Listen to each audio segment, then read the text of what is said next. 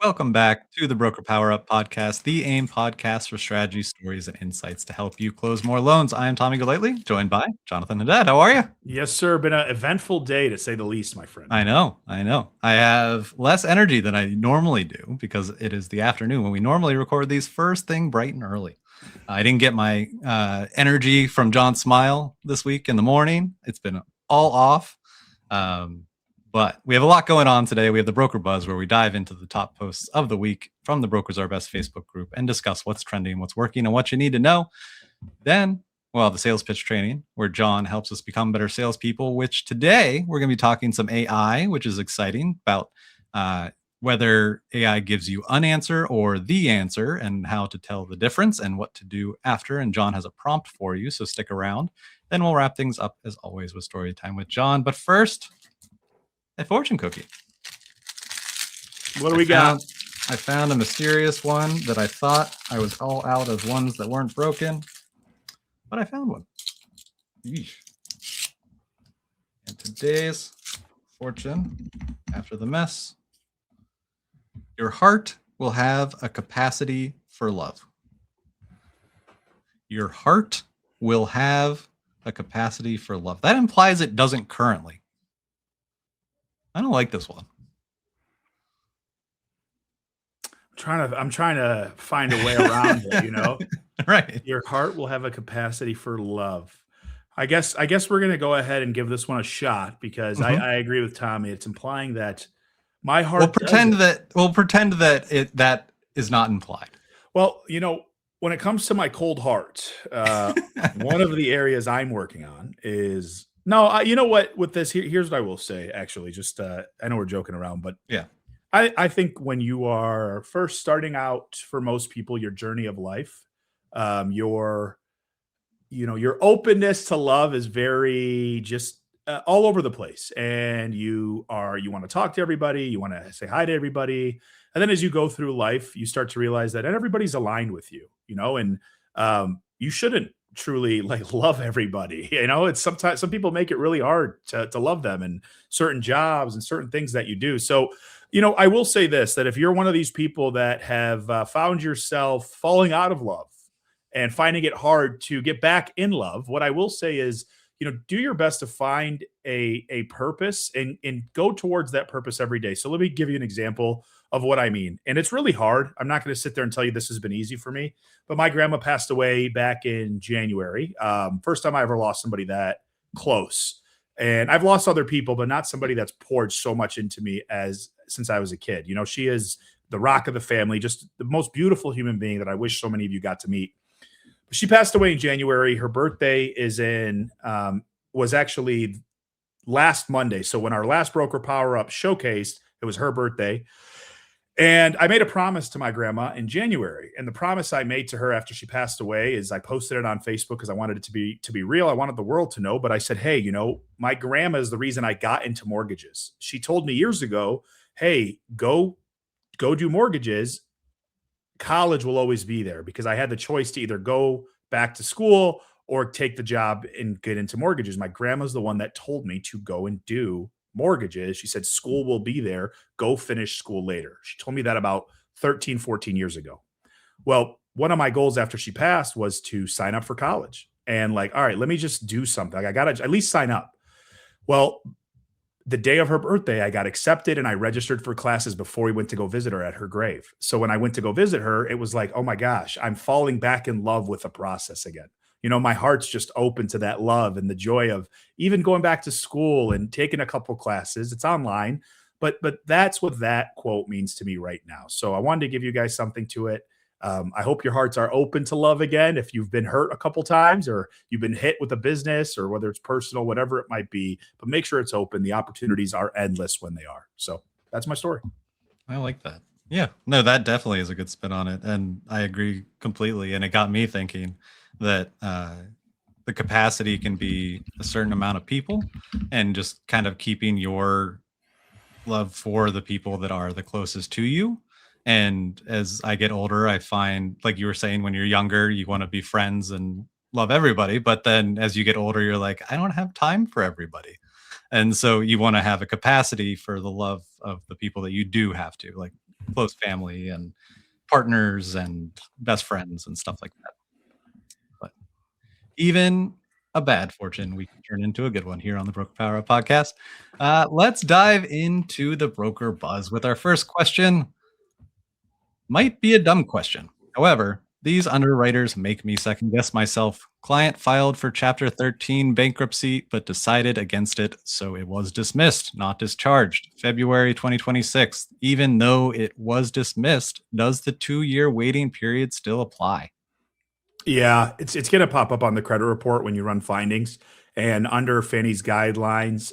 Double check, see if they've updated them. But I looked at this not long ago, and it is based off of the dismissal date that you do have to wait. There is a waiting period. That's what Fannie has in there. It literally says, even if dismissed on their findings, this is the path that you have to go down. So yes, you do have to wait. The underwriter in this case does seem to be correct. All right. And our second question.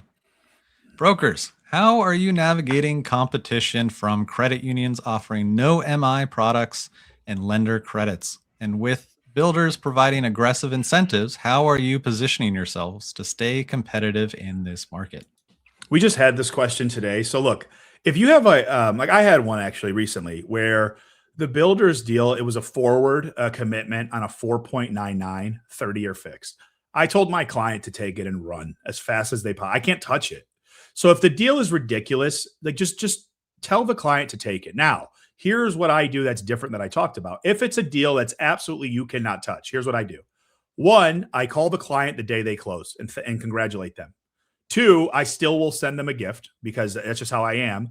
Three, I ask for the opportunity to review their loan in 6 months, which is when the EPO policy is up. But what I do is I make sure that we're on the phone together and that when I schedule the calendar invite, I make the client accept it while we're on the phone.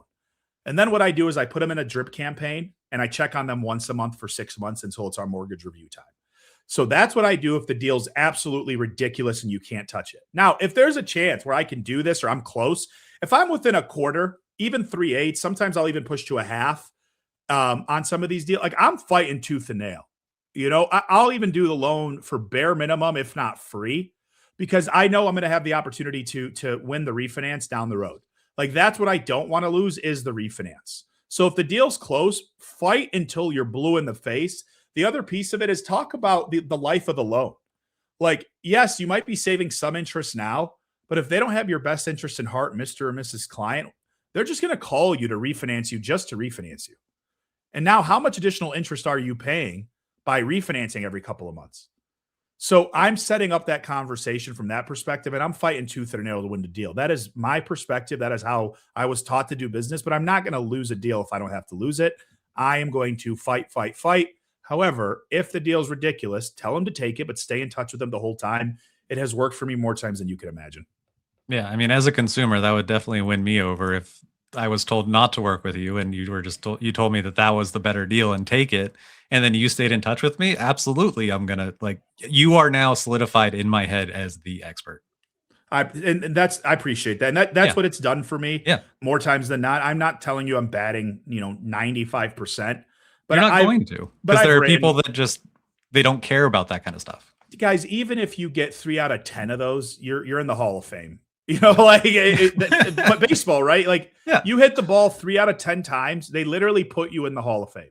So no different here. If you have 10 attempts and you get these 3 times, you get it twice. Who cares? Like what 3 a win for you. 3 out of 10 at bats. Yeah, not bats. even pitches. Correct. Yeah. So that's my approach. It works. Absolutely. And our next question. Here it goes nothing. No credit score, insufficient history, enough assets to put 20% down, 1 year as a business owner. Is this even remotely doable, or should I tell Santa what color I want the unicorn? So I think there's still more caveats, but look into the no income loan. Champions and Change, I believe, have it. So double check that. I think it's going to require much more of a down payment. Kind of have to start telling Santa, but there are some like hard money options. There's going to be some of the no income options. Bank statement options, you probably need a 2-year history at least, bare minimum, to go bank statement loan on this one. And then depending on the property type, you didn't mention if it was a primary, but I'm assuming it is. I would assume 20% down. Yeah. That could also be an investment property. It doesn't sound like it, but if it is for some reason investment, DSCR obviously. But I would assume you already looked into that. So in this case here, no income loan if you can pull it off. Hard money is another option. Bank statement if they meet the criteria, but it doesn't sound like they have. So that's the only routes you basically have on this one. Or your own, if you have a massive fund of your own money for hard money, that could also work too. But that's you could ask Santa. Maybe he has some hard money. And Santa, yeah. If he can pull a unicorn out. Yeah, but that's a tough one though. Yeah, you're in a tough spot there for sure. Cool. And our final question for the week, we got a bonus one. I have a client looking to refinance an investment property with a DSCR loan. He's currently in a hard money loan and wants to put long-term financing on it. He then is going to sell the property to someone else and owner finance it, and then use a wrap note so the current loan will stay in place on the property, but the original borrower will no longer be the owner. Do you think this would be a problem with DSCR investors? We're obviously trying to avoid him doing this and the investor calling the loan due. StreamYard, get ready to clip this. So what I believe you are dealing with is a consumer that is using ChatGPT. This is what I have been talking about now for months, because to even come up with that and that idea and the wraparound mortgage and get another person and the hard, y'all, like, you know how many loans you have to do to know how to do that? Like, you know how many investment? Now, they could be, let me be clear. They could be a very savvy, unbelievable investor. But to get that specific about a workaround on closing a deal to me is ChatGPT all day. So 1, tread cautiously. 2, run away as fast as you can. All right. And the reason I say that to you is the red tape on this is ridiculous, because that they are trying to avoid a situation that they don't want the loan to come due. So I would not touch this one with the 10-foot pole. It's just not worth the risk on there and could set you up to be in a weird position. So what I would do is, if you really, really, really want to know, call the lender directly that you're thinking about sending the DSCR loan to, tell them the situation and whatever. Like, I would be shocked if they said yes. If they do say yes, let us know. I'm not going to sit here and tell you I'm always right. I've just been doing this and seen so many loans that it's hard for me to see a lender accepting this kind of product. If they do, tell us, we'll inform the community, because obviously the more we can help, the better. This one does scare me a little bit. So if it were me on the other side as the LO, I would be very cautious. You never want to jeopardize your license for one loan. And by the way, we know you're asking questions. We love it. We thank you for asking the questions, but we want to protect you as much as we possibly can, because if we protect us at this level here, we'll protect the industry. So that is my answer to that. I would tread cautiously and run. Absolutely. And if you want your questions answered on the Broker Power Up podcast, be sure to be an AIME member and be in the Brokers Are Best Facebook group. If you are not an AIME member, scan the QR code in this ad, and we will see you on the other side for some sales pitch training. Are you a wholesale mortgage professional? Well, then the very first thing you need is a community to help you and your business grow. With AIME membership, your community is right here. Joining our community means never navigating the market alone or operating without a safety net ever again. We are 16,000 members strong of united wholesale professionals. From rookies to top-ranking originators, all dedicated to supporting each other's success so we can grow together. Beyond entry to the best community in the mortgage industry, AIME membership gives you the resources, tools, guidance, discounts, services, and support that help you and your wholesale business grow, thrive, and most importantly, close more loans.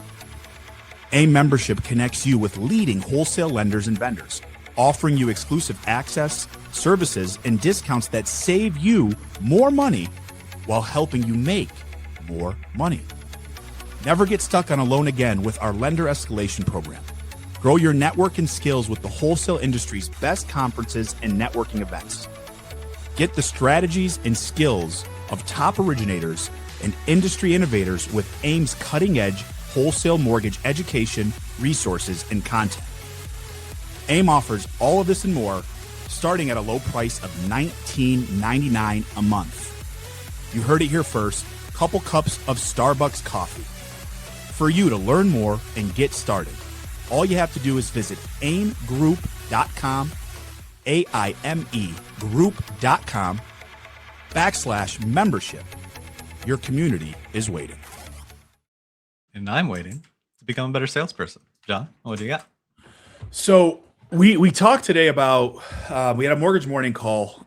This is Wednesday. You guys are going to see us on Monday. But we talked today about reframing and objections. And I even touched base briefly on it last week. But I'm going to go deeper here and give you guys a prompt on how I've done this now for years, but how AI is making it so much easier. So what was drilled into my head coming into the mortgage space was handling objections, reframing objections, isolating objections, basically anything the client could tell me I wanted to bring up before I presented a loan.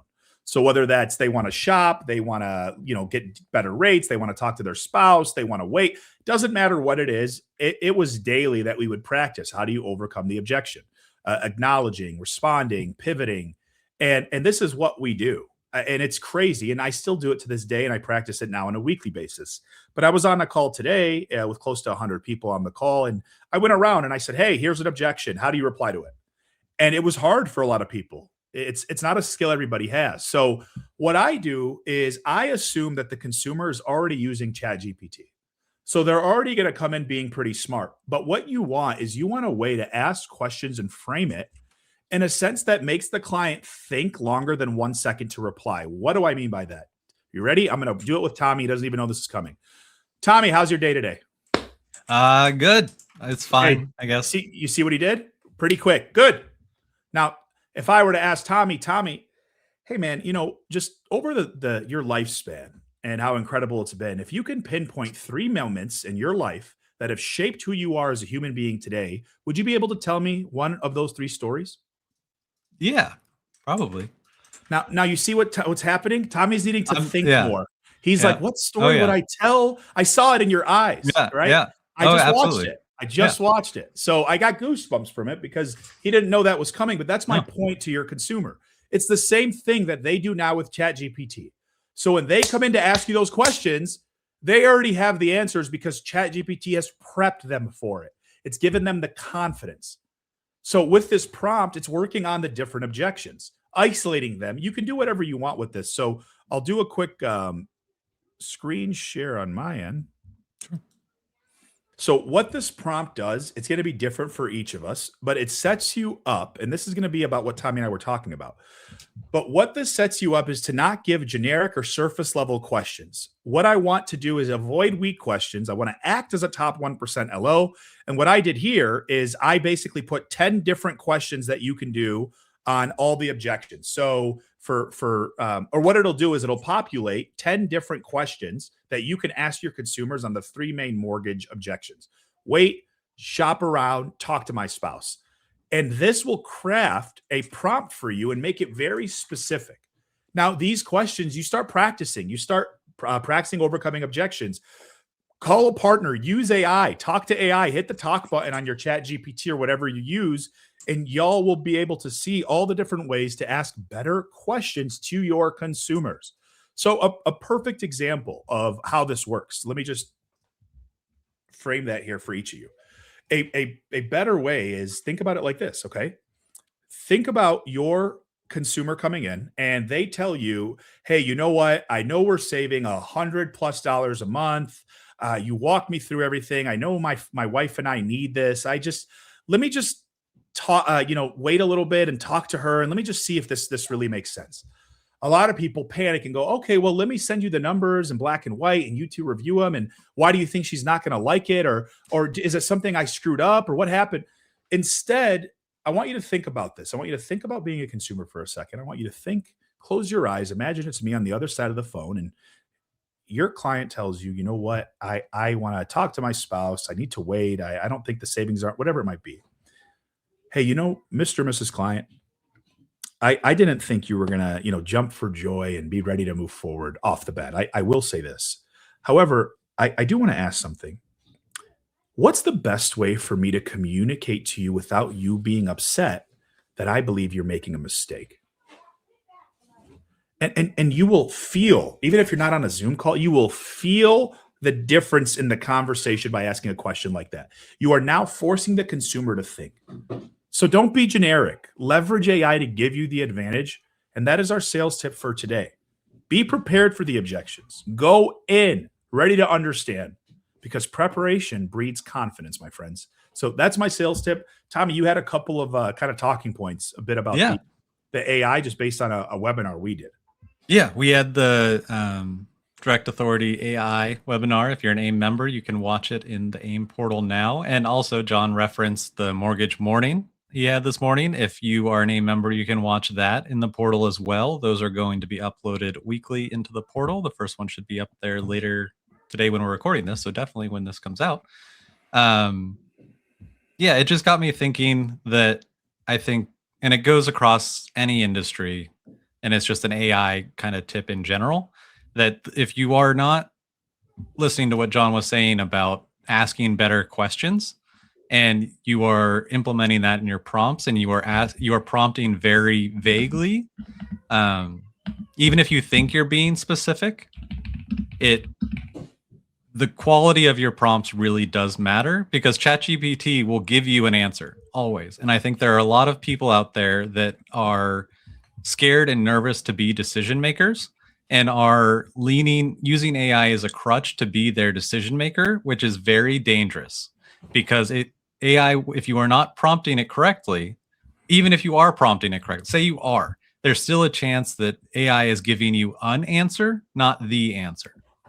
So when you're going out and you're prompting, especially if you're working on loans and stuff, you should be, just because AI said something doesn't mean that it is. So do your research after. So for, like, as a nerdy example, right? I'm thinking about getting back into a card game. And I asked it to catch me up on everything that's happened in the last 2 years, because I haven't played in 2 years. So, like, just give me what's changed. And then I got all that information. Then I was like, all right, well, I saw this new thing. I'm going to build this kind of deck. Can you help me build it out? And then it based it on old cards that don't work anymore. And I know enough about the game that I know that its answer is wrong. And so I prompted it. And then even though I was very specific, I was like, use this card, which is different and has never been used before. It's different. And asked it to make a deck around that, but it didn't. And then it used an old card. And when I was reading through how it built the new deck, I was just like, oh, this is not correct. There's something critically wrong. It's using a card that I can't use.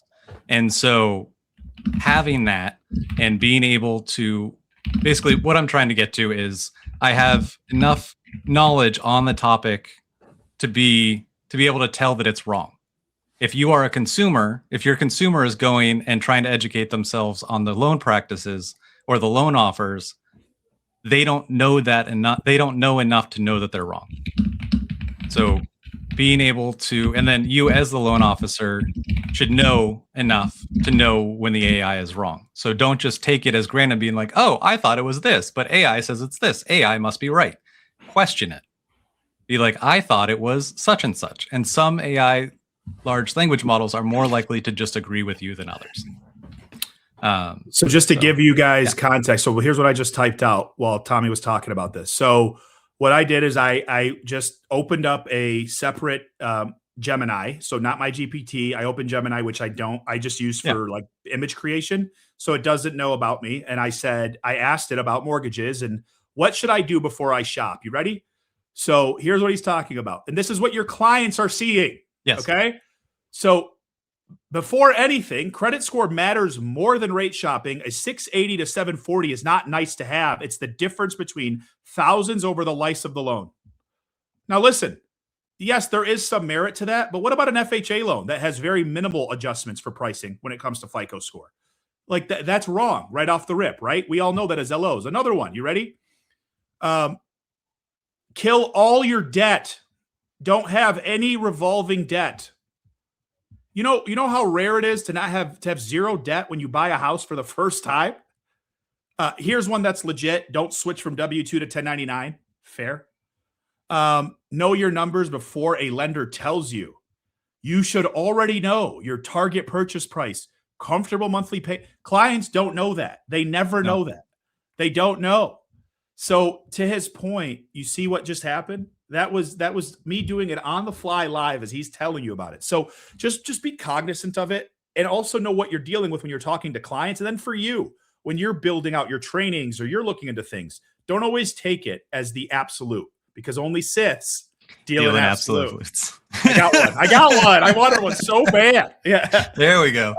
Maybe that's our clip for May the 4th. We'll see. Oh yeah, it's around the corner. It's around the corner. But that's the idea about what he's talking about. So pay attention to it. I just ran a live situation of it, and now you know what you're dealing with when a consumer comes in, or even when you're using it, my friends. Yeah, go role play. Go be a consumer. Go hop onto a AI that you have never used before. Make a new account and just pretend you're a first-time home buyer, and then just you as the expert will be able to be like, oh, well, no, yeah, that makes sense. No, just like how John did. But so. Anything else before we call this podcast? No, my friends. I will see y'all next week. Take care until next time. Until next time, we'll catch you guys later.